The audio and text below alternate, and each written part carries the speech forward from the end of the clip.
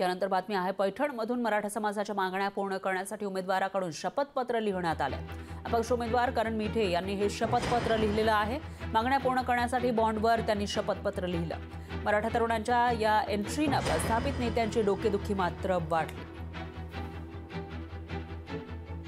या परभणी लोकसभेच्या मैदानात उतरलोय कारण की सर्व जाती धर्माला आणि 18 पगड जातींना मला न्याय मिळवून द्यायचा आहे।